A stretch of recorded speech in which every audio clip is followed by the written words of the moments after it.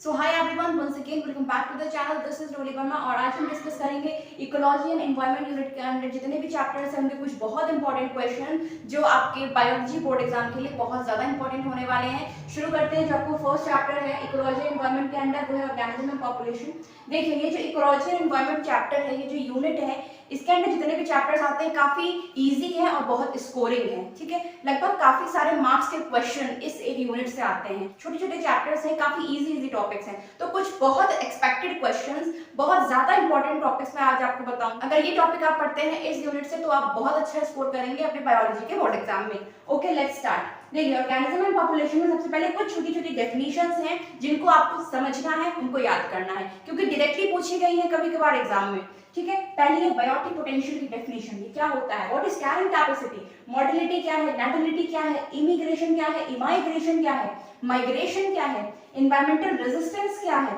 इस टॉपिक के अंदर जो भी डेफिनेशंस हैं, कैरिंग कैपेसिटी और जो भी ग्रोथ से रिलेटेड क्वेश्चंस है उनको पढ़ लीजिएगा। डेमोग्राफी क्या होता है? स्टेनोथर्मल ऑर्गेनिजम्स और इनके एग्जाम्पल। ठीक है, स्टेनोथर्मल ऑर्गेनिजम्स होते क्या हैं, इनके एग्जांपल्स भी आपको कुछ ऑर्गेनिजम्स के याद करने हैं। रिप्रोडक्टिव फिटनेस क्या होती है? तो ये कुछ ऐसे क्वेश्चंस हैं जो एग्जाम में रिपीटेड रहे हैं, कई बार पूछे गए हैं, इसलिए आपको इन सभी डेफिनेशंस को अच्छे से याद करना है, उनको समझना है एग्जांपल्स के साथ। अगला क्वेश्चन है आपका पॉपुलेशन इंटरैक्शंस। इस चैप्टर का one of the most important topic.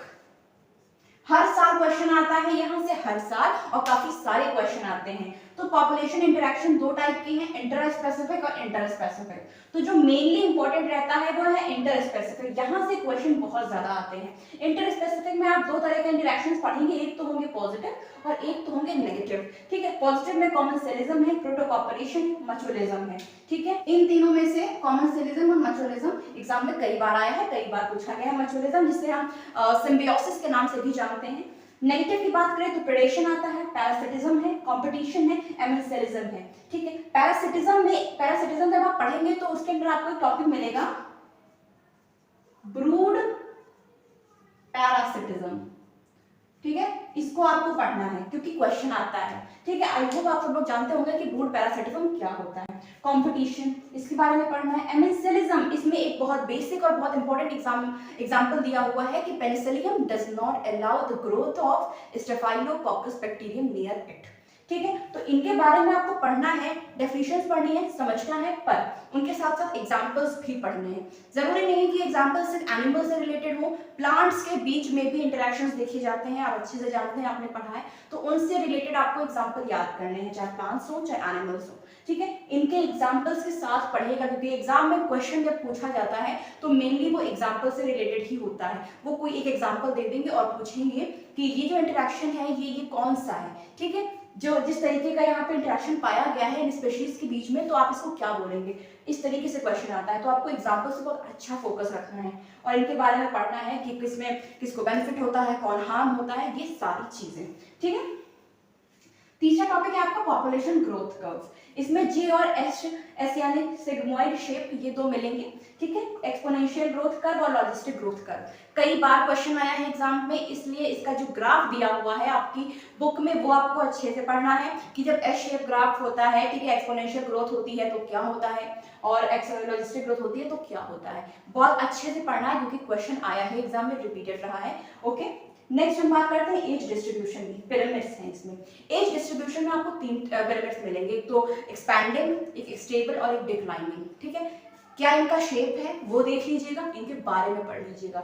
इस चैप्टर से जो बहुत ज्यादा एक्सपेक्टेड क्वेश्चन है वो मैंने आपको बता दिए हैं। ठीक है, जैसा मैंने बताया कि आपका ये जो टॉपिक है, ये जो क्वेश्चन है, बिल्कुल मिस नहीं करना है, बहुत अच्छे से पढ़ना है। जो डेफिनेशंस बताएंगे उनको बहुत अच्छे से पढ़ना है। और भाई बायो आप जानते ही, कुछ बहुत ज्यादा ग्राफ तो दिए नहीं है, लेकिन जिस चैप्टर में ग्राफ दिए हुए हैं उस ग्राफ को बिल्कुल अच्छे से पढ़िए, क्योंकि हमें नहीं पता एग्जाम में क्या आएगा ना, और ऑलरेडी जो चीजें इंपॉर्टेंट है, जो चीजें आई है, उन्हें तो हमें वैसे भी पढ़ना है, तो वो ग्राफ आ चुका है एग्जाम में, इसलिए आपको पढ़ना पड़ेगा। ठीक है, तो जो चीजें बताएंगे वो बहुत अच्छे से प्रैक्टिस करिए, बहुत अच्छे से पढ़िए। ओके, अब हम देखते हैं इकोसिस्टम पे कुछ बहुत इंपॉर्टेंट क्वेश्चंस। देखिए ये जो इकोसिस्टम चैप्टर है इसमें काफी सारे आपके टॉपिक्स रिड्यूस हैं, तो मैं आपको जो इंपॉर्टेंट टॉपिक्स हैं, जो टॉपिक्स आ रहे हैं वही बताऊंगी, और आप कोशिश करिएगा इकोसिस्टम में अपना जो टॉपिक्स हैं, जो सिलेबस है वो ध्यान से पढ़िएगा, कुछ ऐसा मत पढ़ के जाइएगा जो रिड्यूस हो, जैसे सक्सेशन है, न्यूट्रिएंट साइकिल है, ये सारी चीजें रिड्यूस हैं, तो इनको कोशिश मत करिएगा पढ़ने की। इसलिए मैं कई बार बोलती हूँ स्पेसिमेन देखिए, अपना सिलेबस जरूर मैच करिए, ठीक है। तो मैं बताती हूँ कुछ बहुत इंपॉर्टेंट क्वेश्चन। देखिए इकोसिस्टम में दो चीजें तो मेन है ही है, बायोटिक कंपोनेंट्स क्या होते हैं और अबायोटिक कंपोनेंट्स क्या होते हैं, इनके बारे में आपको बहुत ज्यादा अच्छे से पढ़ना है, ठीक है। बायोटिक कंपोनेंट्स में सब आपका यही सब आएगा, consumer, decomposer, food chain, food web, ये सारी चीजें आएंगी, तो ये सब आपको बहुत अच्छे से पढ़ना है, ठीक है। इकोसिस्टम के टाइप्स देख लीजिएगा, कुछ फंक्शंस प्रिपेयर कर लीजिएगा, ठीक है। और पॉन्ड इकोसिस्टम बहुत इंपॉर्टेंट है, डायग्राम के साथ आपको प्रिपेयर करना है, ठीक है। देखिए ऐसा तो है नहीं कि इकोलॉजी एनवायरनमेंट है तो डायग्राम्स नहीं होंगे, डायग्राम्स होंगे, जरूरी है डायग्राम्स। और अगर इन सभी क्वेश्चंस को अटेम्प्ट करते वक्त अगर आपने डायग्राम दे दिया, एग्जामिनर बहुत खुश हो जाएगा, आपको काफी अच्छे मार्क्स मिलेंगे, ठीक है। थर्ड है प्रोडक्टिविटी। प्रोडक्टिविटी की डेफिनेशन क्या है, ठीक है। ग्रॉस प्राइमरी प्रोडक्टिविटी क्या होती है, नेट प्राइमरी प्रोडक्टिविटी क्या होती है, सेकेंडरी प्रोडक्टिविटी क्या होती है। इससे एक छोटा सा न्यूमेरिकल आता है 2 नंबर में, ठीक है। बहुत लेंथी न्यूमेरिकल नहीं आता है, छोटा सा आता है, या फिर जीपीपी निकालने को होगा, नेट प्रोडक्टिविटी निकालनी होती है, ठीक है। तो प्रीवियस ईयर क्वेश्चंस आप जब सॉल्व करेंगे उसमें आपको इससे रिलेटेड न्यूमेरिकल मिल जाएगा, तो उसको जरूर प्रैक्टिस करिएगा, 2 नंबर में क्वेश्चन आता है। अगला फूड चेन बहुत इंपॉर्टेंट है। फूड चेन के टाइप्स आपको पढ़ने हैं, ग्रेजिंग फूड चेन और डेट्रिटस फूड चेन। कैसे पढ़नी है, याद रखिएगा कि ग्रेजिंग फूड चेन और डेट्रिटस फूड चेन में स्टार्टिंग कहाँ से होती है, ठीक है। डेट्रिटस फूड चेन में dead and decaying organic matter से फूड चेन की स्टार्टिंग होती है। ये सारी चीजें आपको ध्यान में रखनी है, एग्जांपल के साथ प्रिपेयर करिए। और मैं जैसा कई बार बोल चुकी हूँ कि अगर ऐसे क्वेश्चंस आप अटेम्प्ट करते हैं तो डायग्राम जरूर बना के आइए, या तो फूड चेन का या तो फूड वेब का। ट्रॉपिक लेवल्स क्या होते हैं इनके बारे में पढ़ लीजिएगा डायग्राम के साथ। नेक्स्ट है आपका इकोलॉजिकल पिरामिड्स, काफी इंपॉर्टेंट है। इसमें 3 आपको पढ़ने हैं, pyramid of energy, pyramid of number and pyramid of biomass. अब एक बहुत जरूरी चीज, यहाँ से क्वेश्चन आपसे ये नहीं पूछेगा कि डिफाइन पिरामिड ऑफ नंबर या फिर define pyramid of biomass. Question पता है कैसे आता है, क्वेश्चन आता है कि पिरामिड ऑफ नंबर में जो पॉन्ड इकोसिस्टम है या फिर फॉरेस्ट इकोसिस्टम है वो इन्वर्टेड होगा या फिर अपराइट होगा, इस तरीके से क्वेश्चन आता है। तो अच्छे से समझ के पढ़िएगा, ठीक है, कि जो पिरामिड है फॉरेस्ट इकोसिस्टम में, ठीक है, पैरासिटिक फूड चेन में और जैसा पॉन्ड इकोसिस्टम में, ग्रासलैंड में, ये सब जो पिरामिड्स हैं ये अपराइट होंगे, ठीक, या फिर ये इन्वर्टेड होंगे, ओके, ऐसे आपको पढ़ना है। नेक्स्ट है कुछ डेफिनेशंस हैं जो एग्जाम में आई हैं, रिपीटेड रहती हैं। 10% लॉ क्या होता है, स्टैंडिंग क्रॉप की डेफिनेशन, स्टैंडिंग स्टेट की डेफिनेशन, ठीक है, और PAR यानी फोटोसिंथेटिकली एक्टिव रेडिएशन क्या होता है, ठीक है। ये कुछ इंपॉर्टेंट डेफिनेशन है जो एग्जाम में कई बार आई हैं, जो आपको बहुत अच्छे से प्रिपेयर करनी है। अगला है decomposition, most important question exam में, ये आई थिंक 2023 हाँ शायद आया था, 23 में आया था, ठीक है। तो ये जो प्रोसेसेस इसमें दी हुई है, fragmentation, leaching, catabolism, humification, mineralization, ये आपको अच्छे से पढ़ना है, बहुत बहुत ज्यादा अच्छे से पढ़ना है, समझ के पढ़ना है, ठीक है। जहाँ पे नीड लगे वहाँ पे डायग्राम्स जरूर प्रैक्टिस करिए। बायो है, डायग्राम बना के आएंगे आप अपनी कॉपी में तो काफी अच्छा इंप्रेशन पड़ेगा, काफी अच्छा आप स्कोर करेंगे। मैं खुद अपना एक्सपीरियंस बताती हूँ, मैंने काफी सारे डायग्राम बनाए थे। अगर मैं 4 लाइन का भी आंसर दे रही हूँ और अगर मुझे लगता है कि इसमें नीड है डायग्राम की तो मैं बना के आती थी, है ना। अब जैसे मैं बताऊं फूड चेन, सपोज ये क्वेश्चन आता है तो आप क्या करेंगे, पहले फूड चेन के बारे में आप लिखिए कि फूड चेन की डेफिनेशन क्या होती है, किसने प्रपोज करी, क्या फंक्शन है। एक सिंगल फूड चेन का डायग्राम बनाइए, ठीक है, जो फूड चेन होती है। उसके बाद टाइप्स दीजिए, टाइप्स में ग्रेजिंग फूड चेन का डायग्राम अलग बनाइए, डेट्रिटस फूड चेन का डायग्राम अलग बनाइए।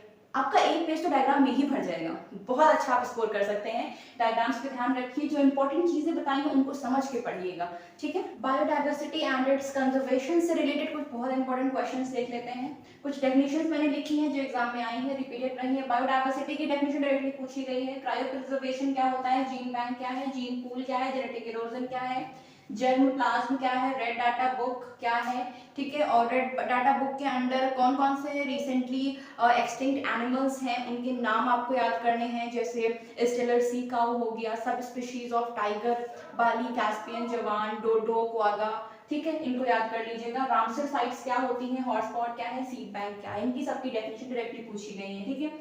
सेकंड है राइट पॉपर हाइपोथेसिस, बहुत इंपॉर्टेंट है, 2019 में ही क्वेश्चन आया था। अगला है national parks, sanctuary, sacred groves, botanical garden, wildlife safari, biosphere reserves. Biosphere reserves के अंदर कुछ जोन्स दी हुई हैं, core zone, manipulation zone, buffer zone, वो क्या है उनके बारे में देख लीजिएगा, एक बार पढ़ना है आपको, लेकिन डेफिनेशन आपको इनकी सबकी याद करनी है दो दो एग्जाम्पल के साथ। दो नेशनल पार्क के एग्जाम्पल, सेंचुरी के एग्जाम्पल, सेकंड ग्रुप के एग्जाम्पल, यहाँ पे बहुत इंपॉर्टेंट है सेकंड ग्रुप के दो एग्जाम्पल, बोटैनिकल गार्डन के दो एग्जाम्पल, वाइल्ड लाइफ सफारी के दो एग्जाम्पल और बायोस्फीयर रिजर्व्स के एग्जाम्पल डेफिनेशन के साथ। ठीक है, in situ and ex situ conservation. देखिए इन सीटू और कंजर्वेशन में आपका बायोस्फीयर रिजर्व्स आ जाएगा, वाइल्ड लाइफ सफारी आ जाएगा। ठीक है, एक्स सीटू में क्या आ जाएगा, आपका जीन बैंक है, जीन पूल है, ये सब आ जाएगा। ठीक है, तो आपको बस ध्यान रखना है कौन सा एक्स सीटू है, कौन सा इन सीटू है। ठीक है, इसलिए आपका causes of biodiversity loss, biodiversity loss के कुछ कॉजेज, फ्रेगमेंटेशन हो गया, ओवर एक्सप्लॉयटेशन हो गया, एलियन स्पीशीज इन्वेजन हो गया।